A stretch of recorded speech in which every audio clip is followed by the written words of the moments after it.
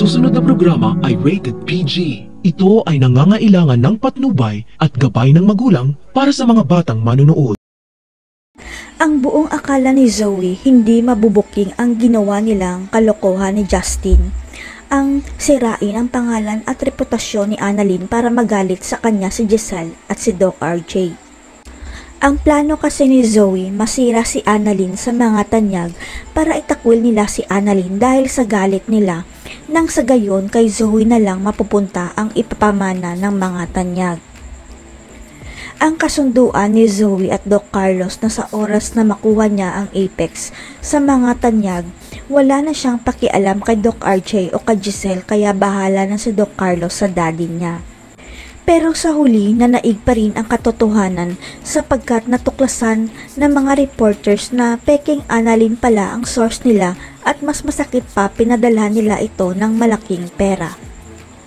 Kaya ang ipinagtataka ng lahat kung sino kaya ang kumuha ng litrato sa loob ng operating room, dahil ayon sa mga reporters legit na picture ito habang inooperahan si Miss Emerald. Kaya ang suspect ni Giselle may galit sa mga tanyag ang gustong sumira sa reputasyon ng Apex, kaya si Justin na naman ang makakatikim ng galit mula sa mami niya.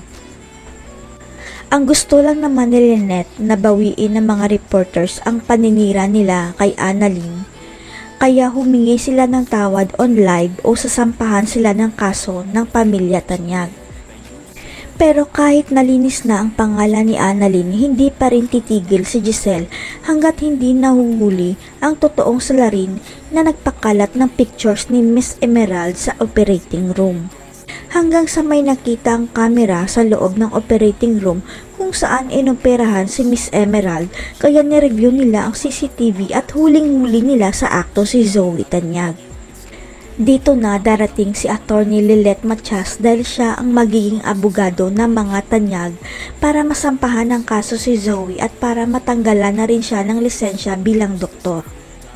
Dito na magdidesisyon si Doc RJ at Giselle na kay Annalyn nila ay papamana ang lahat ng kanilang mga ari-arian at negosyo para wala nang hahabulin pa si Zoe sa kanila.